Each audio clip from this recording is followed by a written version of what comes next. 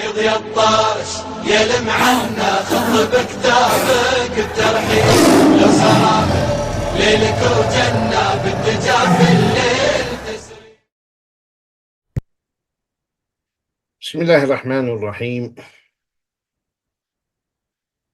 إن الحمد لله نحمده ونستعينه ونستغفره ونعوذ بالله من شرور أنفسنا ومن سيئات أعمالنا. إنه من يهده الله فلا مضل له ومن يضلل فلا هادي له، وأشهد أن لا إله إلا الله وحده لا شريك له، وأشهد أن محمدا عبده ورسوله. أما بعد، فإن أصدق الحديث كتاب الله تعالى، وخير الهدي هدي محمد صلى الله عليه وآله وسلم، وشر الأمور محدثاتها، وكل محدثة بدعة، وكل بدعة ضلالة، وكل ضلالة في النار. أما بعد, my dear brothers and sisters, in Islam today is our weekly class, Fundamentals of Tawheed, and we are talking about the Iman and the three main components of Iman: the articulation, and that's done through the tongue, and that we covered; conviction in the heart, that we covered; and now the actions of the limbs, our limbs and senses. So this is part of the Iman. Because the Iman, at the end of the day, has to be materialized, has to be manifested and shown to the people through our physical actions, the actions of the limbs. Cannot hide the Iman and say Iman is only here in the heart. And that is the misconception great number of Muslims have. Everyone taps his heart. Heart, Iman is here. And no salah, no siyam, no zakah, no hijab, nothing. And Iman is here. That's not true. Because if there is Iman there, that Iman has to be shown, interpreted. So don't deceive yourselves and think that by just having the conviction in your heart, you are a mu'min. No. Remember, these three components are inseparable, and they are multiplied by each other. So if one is missing, the Iman is missing. Remember the formula of the Iman: E equal the utterance, you, and the actions and the conviction, UAC. Remember that. And these three, they are variables, not constants, those who know math. So they rise and fall. And that's what you feel. If the articulations and utterances increase, dhikr, istighfar, tilawat Quran, etc., you feel your Iman rises. And that's what you experience in Ramadan. If your actions of the limbs are more, your Iman will also rise. You pray the 5 prayers, you pray the Sunan, etc. Tahajjud, Qiyam Layl.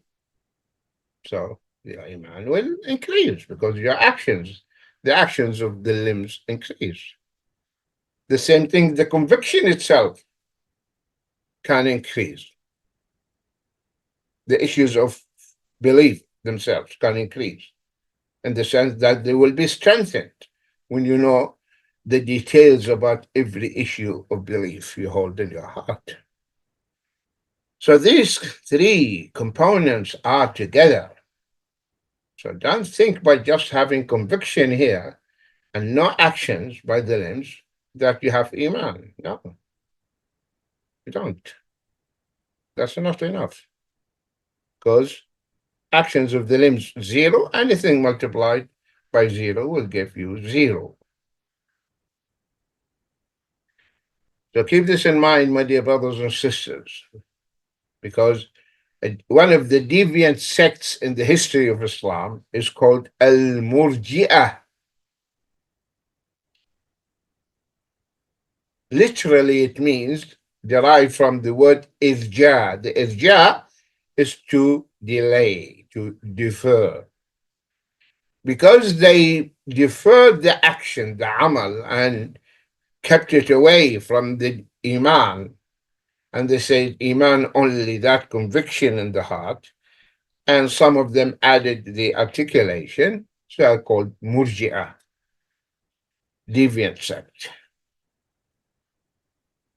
And I told you many times, the thoughts and ideas, they do not die. Their advocates die, but the ideas and the thoughts remain. And somebody will come later and revive such legacy. So this belief and this doctrine of the Murji'ah still alive and indeed widespread among Muslims who think and believe that Iman is only here. So you can do whatever you want as long as you say La ilaha illallah Muhammad Rasulullah, you believe Allah is one, that is enough. So be careful. And the shaitan beautifies such erroneous, deviant beliefs. So today we'll be talking about the jawarih, the limbs. Because by now you should have memorized the definition of Iman. قول باللسان واعتقاد بالجنان وعمل بالجوارح والأركان يزيد بالطاعة وينقص بالمعصية. That's the definition of Iman according to the belief of Ahl Sunnah wal Jama'ah, the belief of the Salaf, the belief of the Sahaba, etc. The three generations. So it is i'tiqad, it is utterance. You articulate what you hold in your heart, conviction in your heart, and action by your lips. This Iman falls and rises, increases and decreases. It increases when you do good deeds and falls and decreases when you commit sins. So the limbs, our limbs, they perform various different actions. Salah, for example. So the Salah, by your limbs, you stand up, you raise your hands, you say Allahu Akbar. That's why the definition of Salah, they say حركات مبتدئة بالتكبير منتهية بالتسليم. Okay? So أفعال وحركات start the definition of Salah. They say it is a combination of actions, okay, and certain movements and actions commenced and started by saying Allahu Akbar and concluded by the Salam. So the Salah with your limbs. That's why you have وَقُومُوا لِلَّهِ قَانِتِينَ, stand in the Salah. So standing is rukun in the Salah unless you are unable. If you are able to stand and you pray while sitting, your Salah is invalid. Invalid. Okay, so you have to stand. So the Salah, which has standing, bowing, prostrating, all these are arkan. These are arkan, pillars in the Salah. If one of them is missing, the Salah is invalid. Okay, fasting, right? refraining from eating and drinking, and that's also done by the limbs. Giving charity, you spend also by your limbs. You give with your hand, right hand. Jihad with your limbs. Physical confrontation with the enemies of Islam. So that is also through the jawarih, the limbs. And of course, and that is, of course, the jihad, the physical participation. That is the pinnacle of Islam. Dirwat Salam al Islam, the peak of Islam is the jihad. Though there are other grades of jihad or types, the strife against your own nafs, against your own whims and desires, that's a form of jihad. Jihad in seeking knowledge, that is another form of jihad. You are fi sabilillah. Striving to gain the livelihood of your family, that's another form. So there are other forms. But when the word jihad mentioned, it has to be understood in that meaning, the unique meaning, which is the confronting the enemies in the battlefield.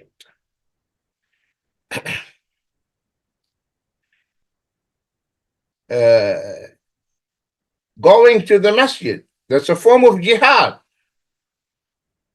To get up in the morning and go to the masjid, that's a form of jihad. The steps that you make while going to the masjid, that is in the cause of Allah. That's in a form of jihad against your nafs. So there's jihad by helping the poor and the needy. That's a form of jihad.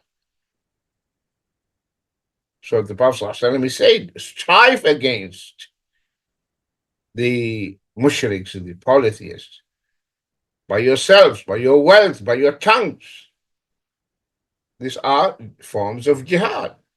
You spend, you sponsor students of knowledge, or orphans.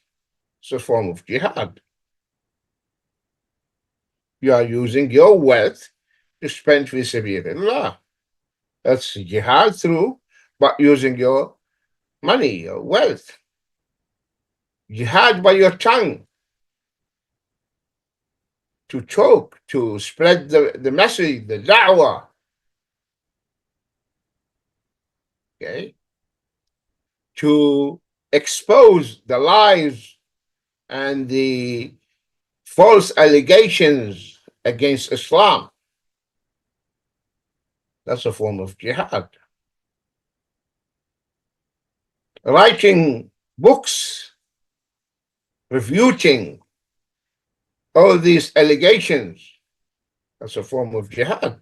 So there are different types of jihad, and that is done through the limbs. So the limbs, they have role to play and function to do. Allah subhanahu wa ta'ala says in Surah Al-Hajj, ayah 77, يا أيها الذين آمنوا اركعوا واسجدوا واعبدوا ربكم وافعلوا الخير لعلكم تفلحون. O believers, bow down, prostrate yourselves, worship your Rabb, your Lord, and do what is good so that you may be successful. Let us reflect here. يا أيها الذين آمنوا, I want you to pay attention that when you hear يا أيها الذين آمنوا, something, an obligation is going to be mentioned. Obligation. something required from you to do. And when Allah wants the believer to do something, He addressed them with using this title, reminding them that you believed in me. You believe in me, so now you need to do this. These are the things that will prove your Iman. This is the time to verify the truthfulness of your claim that you believe. Allah will not leave you like that. I believe. No, no, no. That is a claim. Prove it that you believe in me. How do I prove it? Do the following. Do the following. That is the true obedience. For example, if you ask your son or daughter, do you love me? Of course, Dad, I love you. Really? Yes, I do. Okay, fetch me a glass of water. Oh, Dad, I'm busy.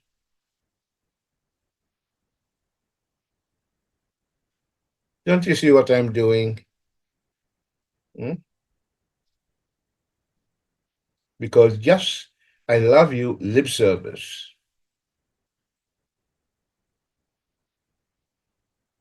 If you love your dad, you will jump and say, of course. And you will fetch a glass of water for your dad. Because you really love your dad, your mom. Okay? You love your father, you love your mother. So when Allah is addressing us by this title, okay, that since you believed in me, this is what the Iman dictates. This is what the Iman necessitates. That's what they should do. ألف لام ميم حسب الناس أن يتركوا أن يقولوا آمنا بالله وهم لا يفتنون. Allah subhanahu wa ta'ala is saying, ألف لام ميم.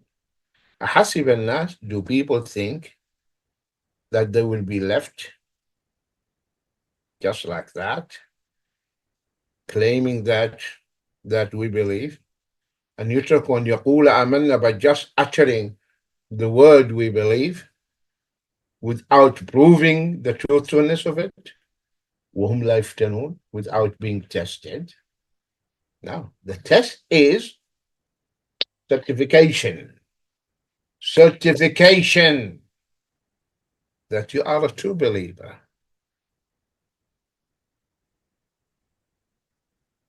يا أيها الذين آمنوا اركعوا. Are you a believer? Of course I'm a believer. Are you a Muslimah? Yes. Get up and pray. Well, I feel lazy.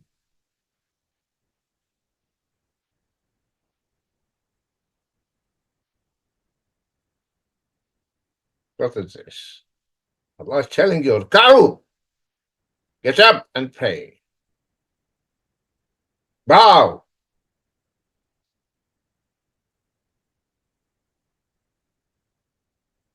This is, if you are a true mu'min, Allah is telling you, prove it. You are a mu'minah. You are a mu'min.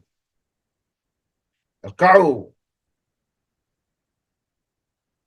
I want you also, my dear brothers and sisters, see the problem that many of us, when we pray, we do not reflect on every step in the salah. We just do it mechanically. No reflection. Imam Ibn Qayyim, rahimahullah, that is his unique style in his book of Salah. He goes through the details. he dives deep. Reflect.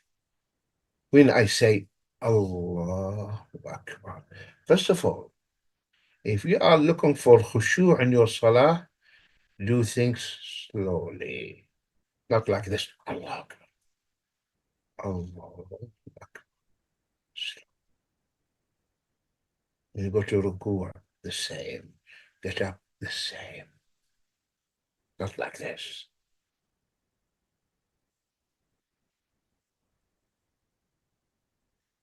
A group of the youth entered the masjid and they saw this old man, the way he prays. He's enjoying every bit of the salah. So they approached him. They said, Uncle, you enjoy the salah. Can see, we don't feel like that. He said, sons, do you see this fan, the fan in the ceiling above us? They said, yes. He said, when it is rotating fully, and then I switch off the power, will it stop immediately? Or because of the inertia, it will continue rotating for a while? I said, no, it will keep rotating for a while. I said, that's what you are doing. You are coming, rushing, running from outside. Allahu Akbar. You are just like the fan. You are not in the state of sakina. You are not in that state. You are not calm.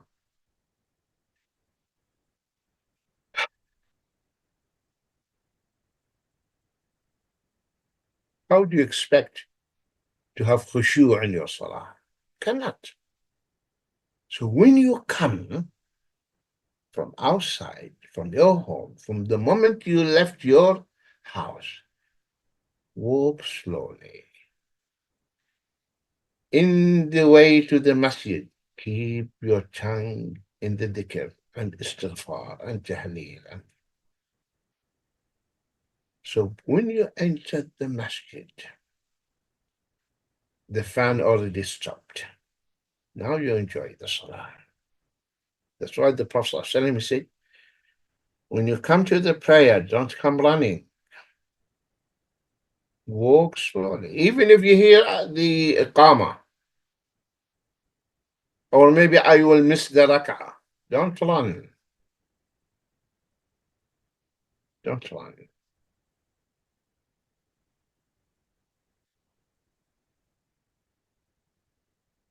When one of the Sahaba, in order to catch the ruku' behind the Prophet ﷺ, so what he did when he entered the masjid, he said, Allahu Akbar, and he bowed, and he walked while he is in the ruku' position. The Prophet ﷺ informed him, and he said, زادك الله حرصا ولا تعد. May Allah keep you keen to maintain your salah and have this keenness and eagerness. فلا تعد. But don't repeat it. Don't do it again. That is one interpretation. The other interpretation, ولا تعدو. Do not run, because he came moving quickly. يا أيها الذين آمنوا. So that's how you can enjoy the salah. See, I think Ibn Umar, the salah started, and he could hear that they are praying. And he was eating. Food was served. He continued eating. Then he finished, and then he went to the masjid. Because he was faqih, alim. He was hungry. If he leaves the food and rush to the masjid, he will not concentrate. He will be just thinking to finish and go back and finish his meal. No. The Prophet ﷺ, he said, لا صلاة بحضرة الطعام ولا وهو يدافع الأخبثين. There's no salah, okay, in the presence of food, when food is served, nor that when you are in state in need to answer the call of nature. Because if you are hungry, you cannot concentrate on your salah. If you are in need, you are bursting in need to go to the toilet to answer the call of nature, you will not concentrate. So when if you want the khushu', prepare yourself before the salah. You eat, you answer the call of nature, you take wudu, so you are ready. يا أيها الذين آمنوا اركعوا, bow down. So when you say Allahu Akbar, Ibn Qayyim is saying, say Allahu Akbar. When you raise your hands like that, Allahu Akbar, as if you are throwing the entire world, dunya, behind your back. And because Allah is greater than that. And then you put your hand right on the left, and you lower your head, and you are looking where you are going to place your forehead. You are in that state of khushu', homage. Like a prisoner standing in that state.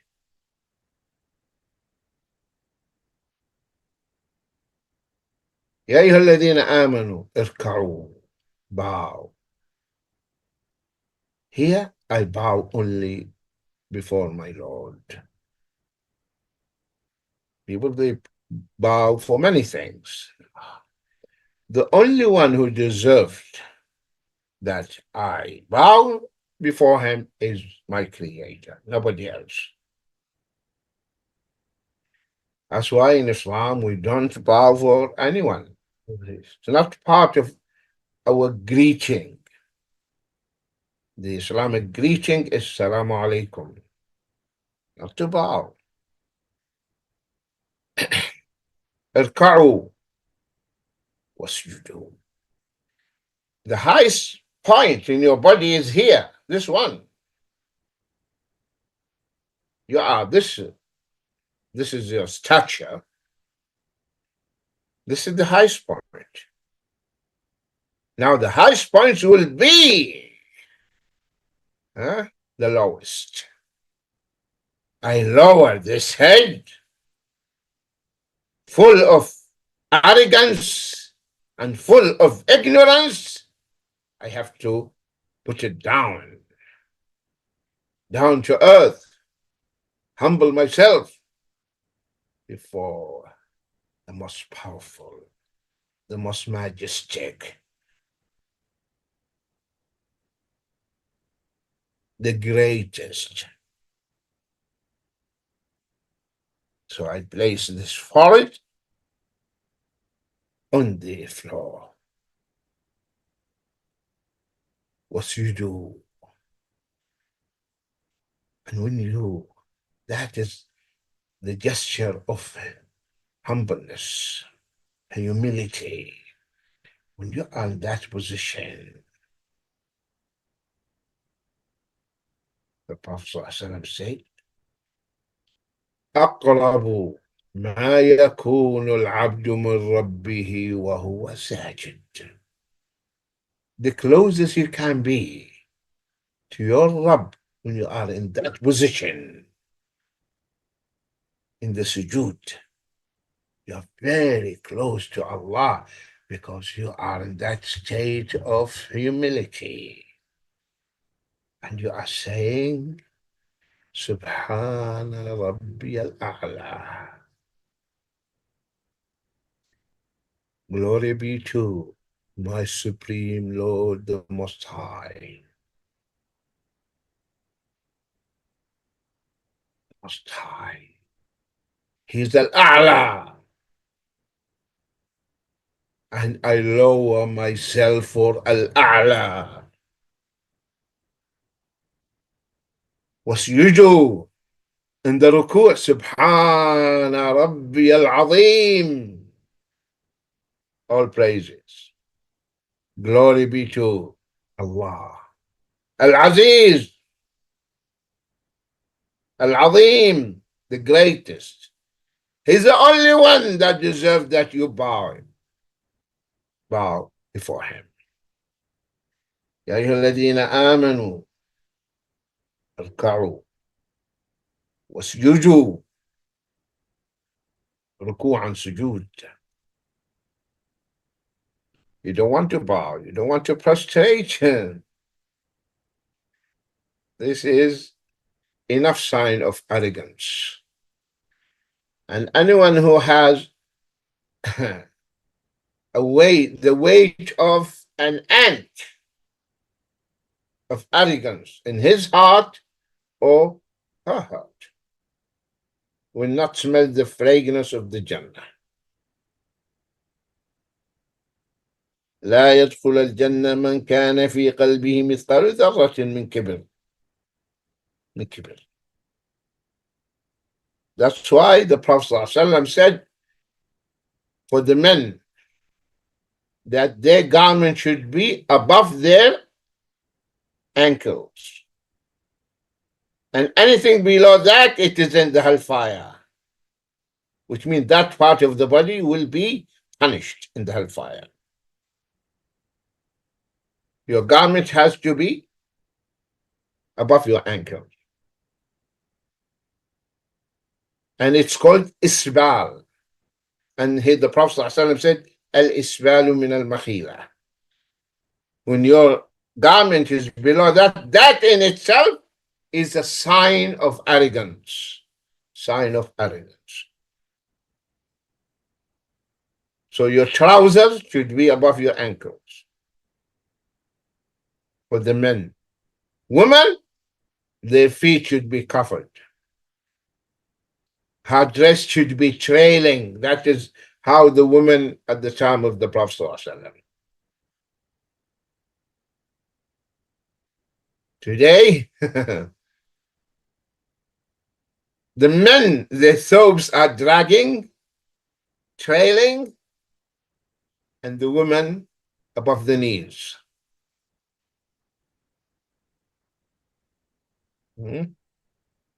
Sayyidina Umar ibn Khattab radiallahu anhu, when he was breathing his last, dying, and people started visiting him, a young boy entered and he reminded Amir al-Mu'mineen and told him that you have done this, and then he left. Sayyidina Umar noticed that the thobe of the young man was below the ankles. He called him back. He said, my son, ارفع ثوبك فإنه أطهر. ارفع إزارك فهو أطهر لثوبك وأرضى لربك. Raise your izar above your ankles. Okay. By doing that, you protect your garment from getting dirty, and it is so pleasing to Allah, and you please your Lord. The last minute in his life, he was giving nasiha to this young man. So the izar, if it is below, it is haram.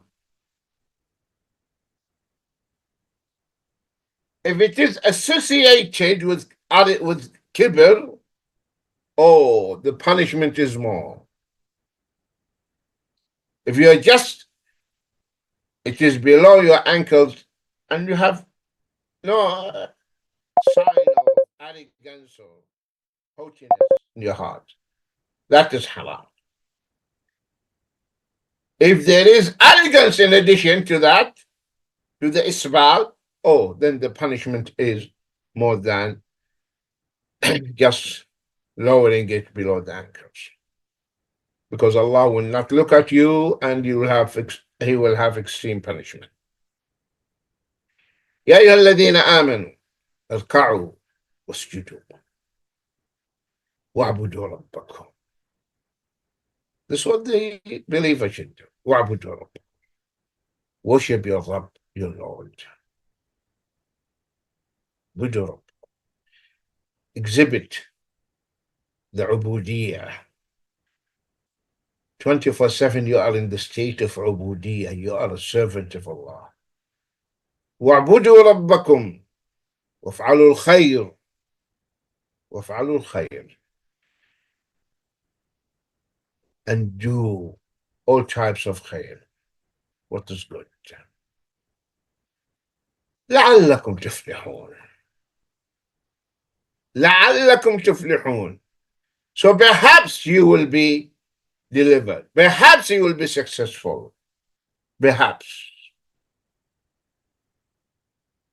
Imagine no ruku', no sujood, no ibadah, no doing good deeds. What is the chance that you will be successful? No chance. Here, you believe and you bow and you prostrate and you worship Allah and you do good deeds, perhaps that you will be successful. Unless you do these things perfectly.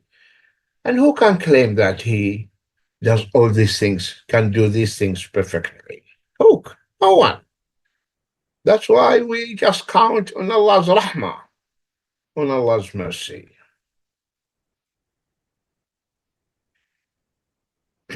عن أبي هريرة رضي الله عنه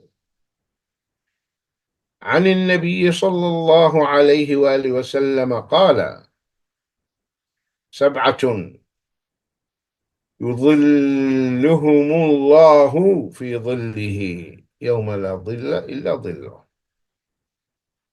فذكر الحديث وفيه: ورجل تصدق بصدقة فأخفاها حتى لا تعلم شماله ما تنفق يمينه. متفق عليه.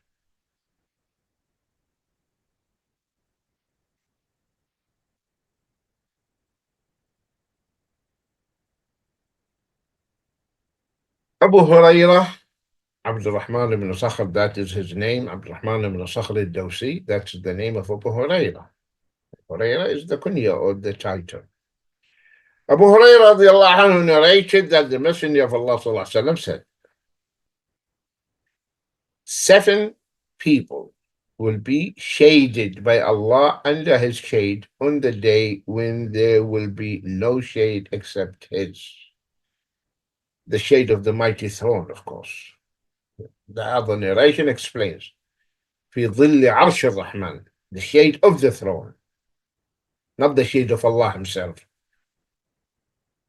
The shade of the mighty throne. Okay? But Allah attributes to Himself many of His creation. Baytullah, Naqatullah, etc. I explained this to you many times. 7 people will be placed in the shade of the mighty throne, or shaded by Allah, which means the mighty throne, under His shade, the shade of the mighty throne, on the day when there will be no shade except the shade of the mighty throne. He mentioned the rest of the hadith, which says, of course, the categories mentioned there. The young man who controls his desires. Okay. A man, a woman called him for haram. He said, I fear Allah. A man remembered Allah alone and his eyes welled up with tears. The categories. A ruler who's just, etc. So among them, the Prophet ﷺ mentioned, and a man. Now, when you say a man, doesn't mean a man male. No, it can mean a woman. But this is the nature of the language. Okay. So, and man can mean a human being, an insan. Okay. And the man who gives charity so secretly that his left hand does not know what his right hand has given. He did like this, just like that, without counting. This doesn't know, which means nobody knows much how much he has given in charity. Okay. And my dear brothers and sisters, we need to, because the nature of the human being, by nature, we are greedy. We are greedy. We love money. We love wealth. That Allah said, وَتُحِبُّونَ الْمَالَ حُبًّا جَمًّا, and you love wealth extremely.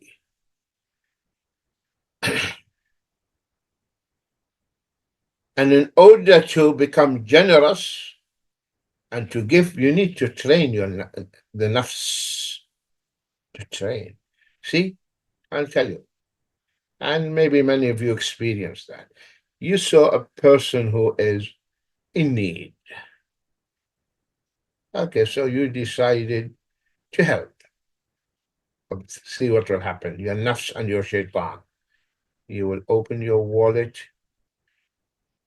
and you will not do like this. You will open your wallet and start, which is the low denomination note, and you'll give it out.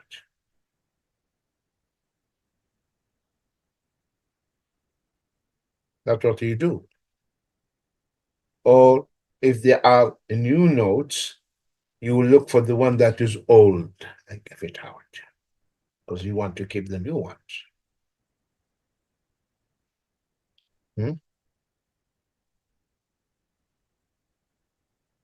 So this is one scenario. The other scenario, you are with your friends in restaurant having dinner, and you will shout, guys, it's on me tonight. No, no, no. I swear by God, I will pay. No one else should pay. And you will open your wallet just like that. And the waiter will come back with the exchange. Keep it with you.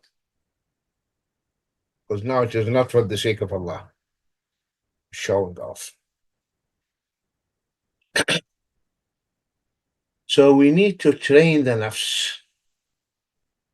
Train the nafs. Train yourself. Do things for the sake of Allah and give. And train your children to give. So they grow up, they love giving charity. Because, my dear brothers and sisters, on the day of resurrection, when we come out from our graves and the sun is hitting us, sun is above our heads, people are sweating, no shade, either the shade of the mighty throne, may Allah make us among them, those who will be there, or the shade of your sadaqah, the shade of your charity. If you are giving charity, this will be materialized, the reward, because of the reward of your charity, it will be materialized and form shade for you. So you are in your shade, and private shade. Yeah, it's not shared with anyone. The one next to you is sweating. Sweating. Someone, his sweat will reach his ankles, his knees, his waist, his mouth. He is suffocating in the pool of his own or her own sweat. And guess what? The sweat is liquid. And we know the nature of the liquid, any fluid, it flows like that, horizontally. It doesn't go up. No, that day, the law is different now. The physical law is different. Your own sweat will form pool for yourself, because you were stingy, tight hand. Had a tight hand, you were not giving. العبد في ظل صدقته يوم القيامة. Give on daily basis. $1, 1 dirham, £1, half, no matter what. If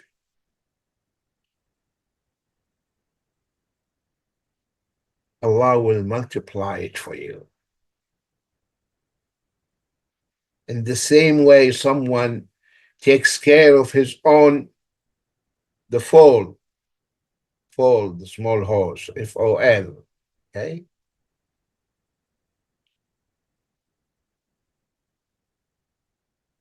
So Allah will grow this sadaqah till it reaches the size of the Mount of Uhud.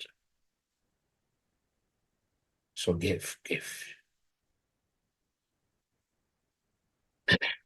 So this is another proof that this is another proof of your iman by your giving. And this is actions of the limbs. You give.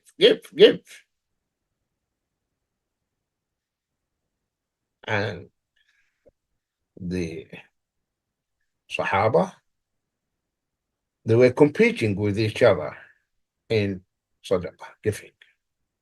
Our mother Aisha radiallahu anha, whenever she sent food to her neighbor, she would tell her servant, wait and hear what they say. After giving them this food or this gift, hear what they say.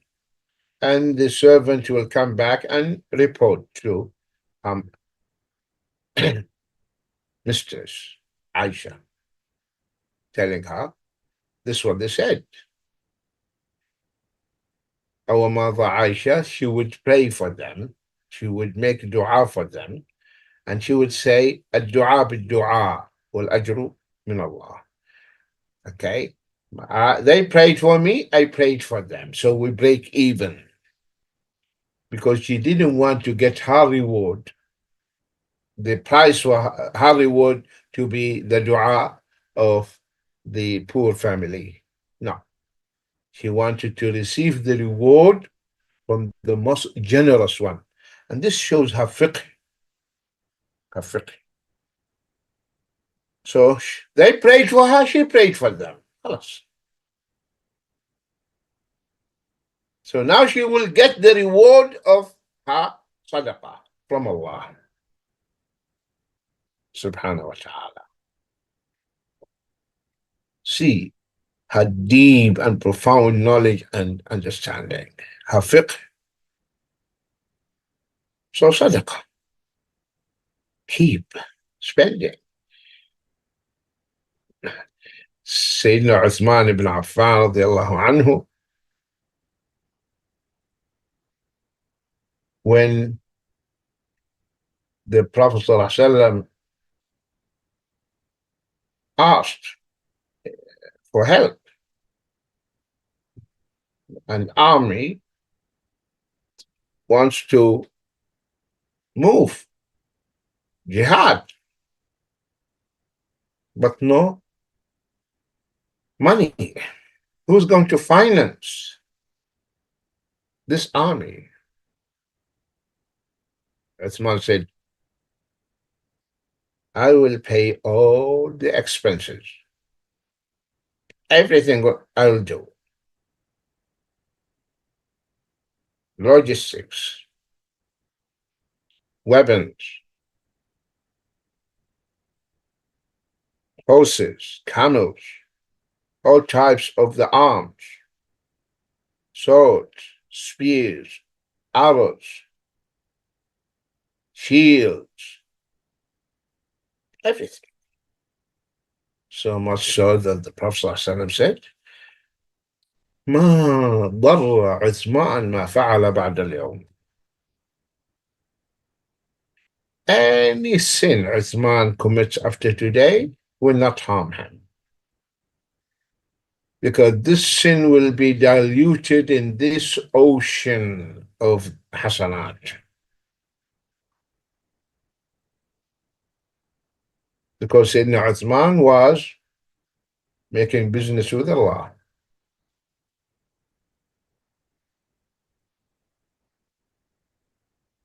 With Allah.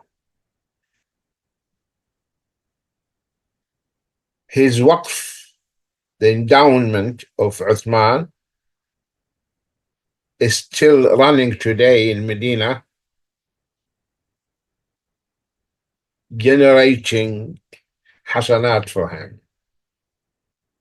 1400 years ago, Sayyidina Uthman passed away.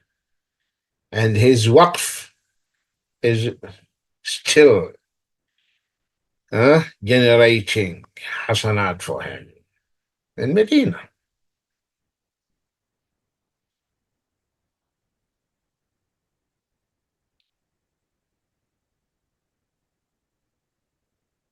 The relationship between the iman and the actions of the limbs. So now we see the relationship between the iman and the takalif obligations, which are carried out by our limbs. So there is no iman, my dear brothers and sisters, for anyone who claims that he has iman and no actions. Whoever leaves the obligations, he has no iman. So leaving doing righteous deeds entirely, this is a proof that there is no iman. Allah subhanahu wa ta'ala says in Surah Al-Bayyinah, ayah number 5, وَمَا أُمِرُوا إِلَّا لِيَعْبُدُوا اللَّهَ مُخْلِصِينَ لَهُ الدِّينَ حُنَفَاءَ وَيُقِيمُوا الصَّلَاةَ وَيُؤْتُوا الزَّكَاةَ ذَلِكَ دِينُ الْقَيِّمَةِ. Even though they were only commanded to worship Allah alone with sincere devotion to Him in all uprightness, establish prayer, pay zakah, that is the upright way. So Allah is telling us, وَمَا أُمِرُوا إِلَّا لِيَعْبُدُوا اللَّهَ مُخْلِصِينَ لَهُ الدِّينَ. They were only commanded to worship Allah, مخلصين, while they are in this sincere devotion, complete devotion, complete sincerity to Him, doing things purely, exclusively for the sake of Allah. Hunafa, while they are monotheist, upon the monotheistic creed, upright. Because actually, the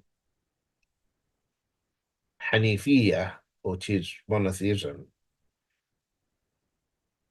if you look literally to the meaning, the Hanafa means something bent, and someone whose foot or his feet are bent inward is called Ahnaf. Or if the legs are bent inward, he's called Ahnaf. So actually, the Hanaf is bending, something bent. So what Ibrahim alayhi salam did, Ibrahim is Hanif. What does it mean? The mushriks are worshipping the idols. So this is what the mushriks are doing. They aren't This is the way of the mushriks. Did Ibrahim alayhi salam, did he follow and step, okay, and tread on the same way of the mushriks? No, he bent. He bent. He turned away from the way of the mushriks. For he turned away from paganism, idolatry. So by doing that, that is became the uprightness. That is the straight path. That is monotheism. He left the way of the mushriks. مخلصين له الدين حنفاء. The plural of Hanif, which is someone who is away from paganism, and he is upon the monotheistic creed. So we are commanded by Allah subhanahu wa ta'ala to be monotheist and to hold this monotheistic creed in our hearts. Hunafa, which is the Tawheed basically. The Tawheed. مخلصين له الدين حنفاء. In uprightness. Monotheists. ويقيم الصلاة. صلاة. توحيد then the صلاة. ويقيم الصلاة. One who doesn't pray, what to do?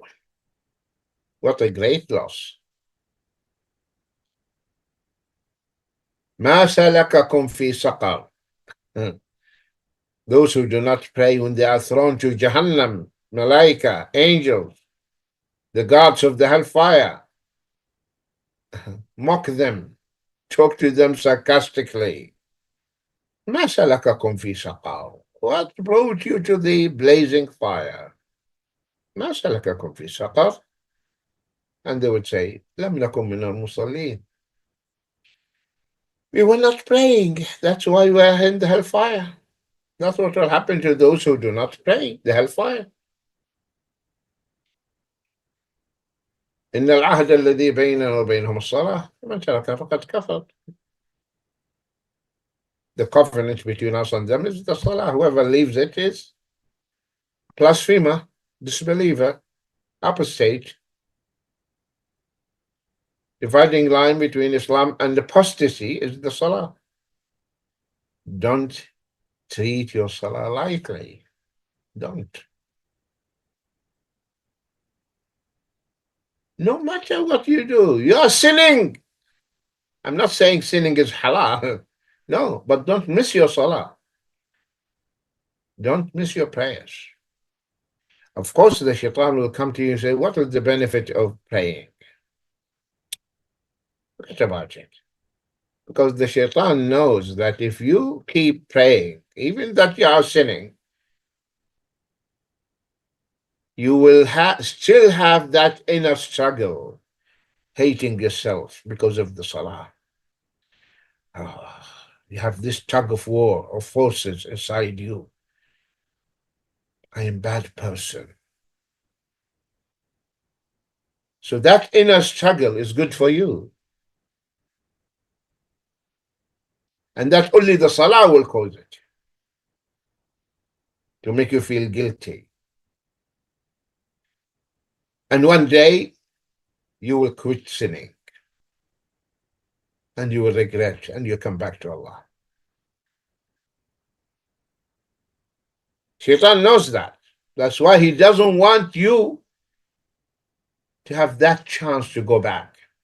So he will tell you, you know what? You are a hypocrite. Okay? Just a few minutes ago, you were, in the nightclub. Hi, babe. Hi, babe. And now you are praying. What type of prayer is this? This is the prayer of the hypocrites. Don't listen to that. Oh, you're a bad girl. Just a few minutes ago, you were dating. Don't listen to that. Don't miss your prayers. Don't miss your salah. Because the shaitan knows what the salah will do to you. And the Prophet ﷺ, he was asked about a man who was sinning and praying. He said, Inna salatahu satanhahu. This is the authentic hadith. Inna salatahu satanha.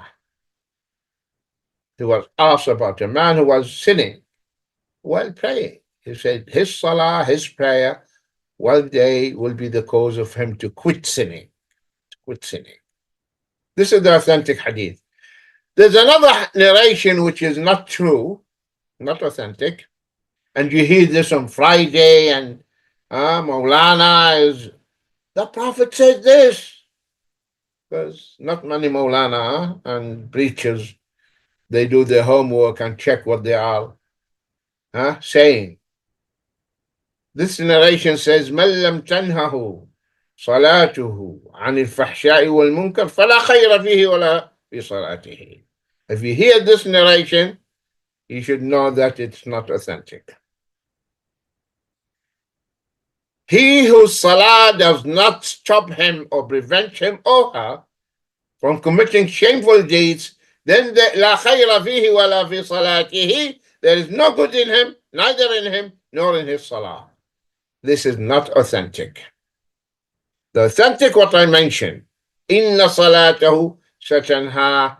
His prayer, her prayer, will be one day the cause of him or her to quit sinning. So don't leave your salah. Don't leave your salah no matter what. So at least keep strings that you are attached to Allah. Don't cut all the strings. Don't cut them. At least something there to hold. Don't cut all of them. One of the mashayikh mentioned, he said, I was in a Muslim country, and the chauffeur, the driver, taxi driver, told me, Sheikh, oh Sheikh, you don't know me. I said, of course I don't know you. He said, I was an evil person. I was alcoholic, womanizer, name it. But alhamdulillah, I repented. Then he said something to the Sheikh. He said, Sheikh, when someone is doing something haram, he should not cut all the strings. He should keep some strings, attaching him to Allah. Being kind to his parents, helping the poor, okay, doing good deeds, certain things. So there are other links between him and Allah. He should not cut all the links. That's what he said, which is true. Don't cut all the links. Okay. And I'll tell you a true story. May Allah have mercy on him. One of our colleagues,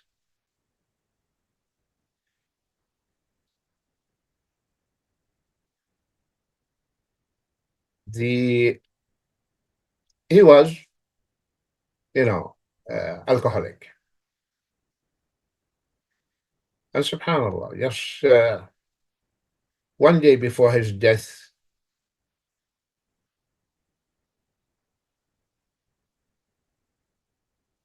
I met him. He hugged me as if he's telling me goodbye. Second day, I was told he passed away. So we rushed to the hospital.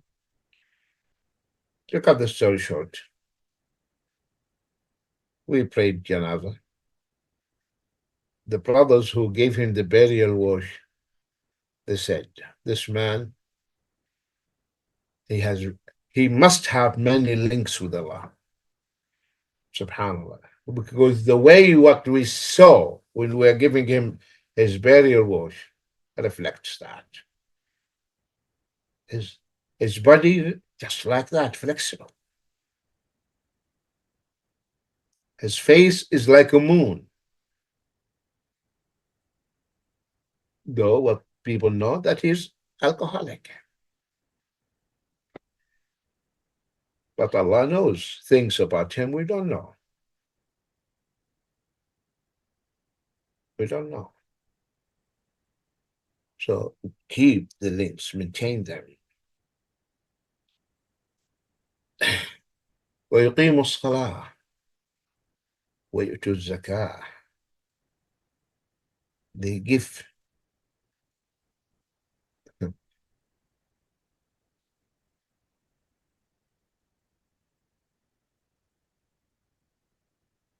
One of our brothers was studying in America, and he mentioned this story. There was another brother from another country, and this brother always having parties, the youth when they go there, they are swept with the current of immorality. So they visited him and they found him praying on the table, dining table. He's standing there praying. They asked him, why are you praying there? He said, this is the only spot clean in my flat. This is the only spot clean. The rest of my flat is not clean. Alcohol everywhere, spilled. Okay, so I found this is, so though he was doing all these types of sins, he was not leaving his salah. He was not leaving his salah. ويقيم الصلاة ويؤتوا الزكاة. Salah and zakah. This is the proof of the iman. After the Tawheed, your salah and your zakah. You give the zakah. Those who at the time of Sayyidina Umar, Abu Bakr anhu, during the reign of Sayyidina Abu Bakr, who refused Banu Hanifa to give the zakah, he fought them, and the Sahaba fought them and forced them to come back to Islam and treated them that they were apostates. And Sayyidina Abu Bakr said, by Allah, I will fight whoever differentiate between Salah and Zakah. وَيُؤْتُوا الزَّكَاةِ وَذَلِكَ دِينُ الْقَيِّمَةِ. This is the deen, this is the upright way.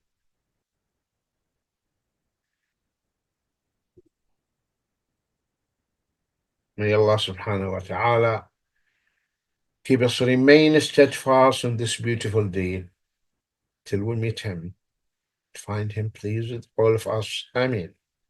May Allah subhanahu wa ta'ala forgive us our faults and mistakes and ignorance. And may Allah subhanahu wa ta'ala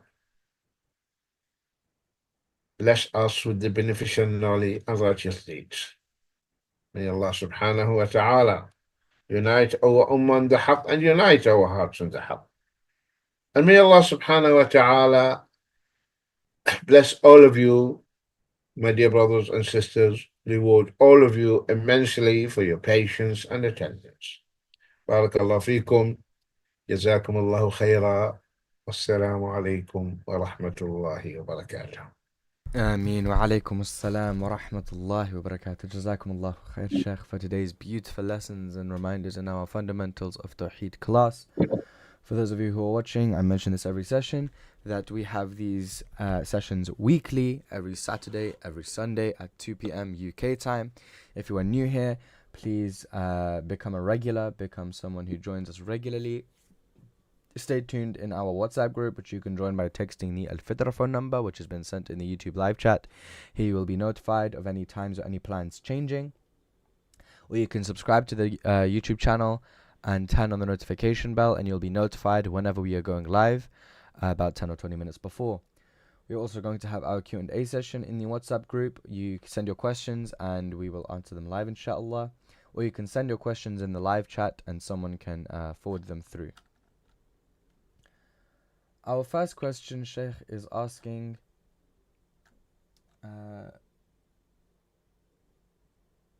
Assalamu alaikum. Assalamu alaikum wa barakatuh. Could you narrate to us the story where the Prophet Muhammad sallallahu alaihi wasallam was offered from Angel Jibreel to destroy the city of people who were mistreating him, and he said no, because he was not finished spreading the message. Okay, that is when the Prophet ﷺ, he went to At-Ta'if. At-Ta'if. This happened to the Prophet ﷺ in the year that he lost his uncle Abu Talib and his wife Khadija radiallahu anha.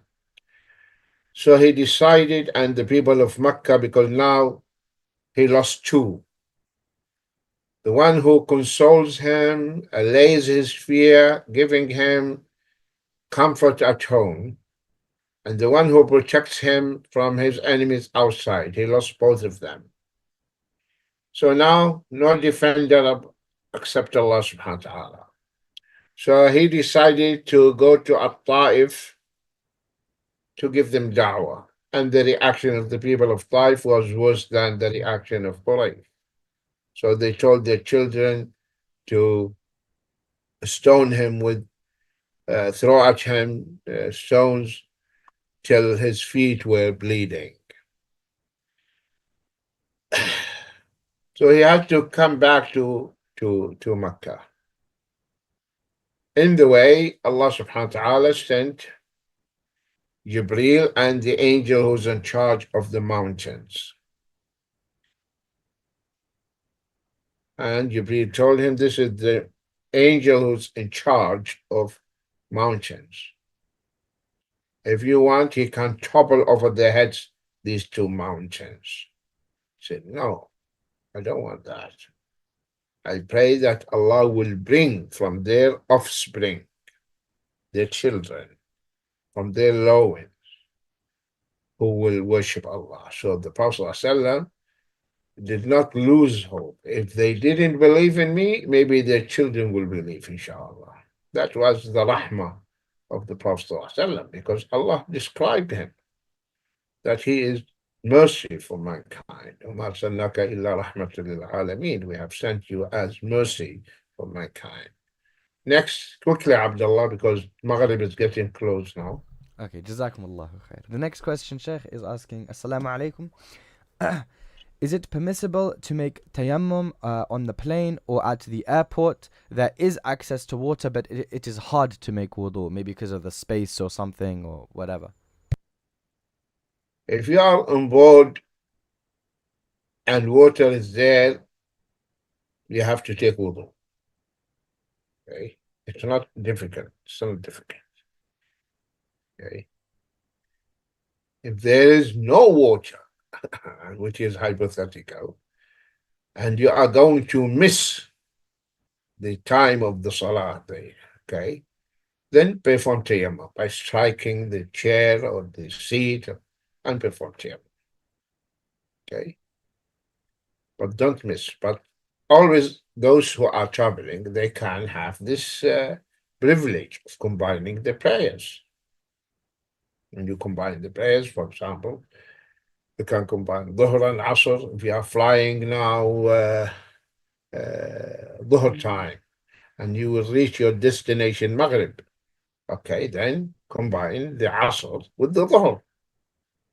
So this helps, inshallah. Next. Jazakumullahu khair, Sheikh. The next question is asking, is it haram to eat a food? This is the last question, Abdullah. Last question. Okay, inshallah. Our final question for today, Sheikh, asking, is it haram to eat a food, for example, in this case, is asking about a cookie, a processed biscuit or whatever, that has alcohol in it with like very small percentage? Avoid it. You will not starve. You will not die. Avoid it. Jazakumullahu khair, Sheikh. And that brings us to the end of today's session. Jazakumullahu khair for everyone who has joined us today. Inshallah, we look forward to seeing you tomorrow for our Matters of the Heart class at 2 p.m. UK time. Sheikh, if you have any final words, I can pass it to you. Barakallahu feekum, jazakumullah khair. May Allah bless you, bless your family, protect you, protect your family. May Allah elevate your status in this world and in Jannatul Naeem. Ameen. Until we meet, inshallah, in the coming session tomorrow, inshallah, I leave you in Allah's company and protection. بحفظ الله ورعايته. السلام عليكم ورحمة الله وبركاته. آمين وعليكم السلام ورحمة الله وبركاته.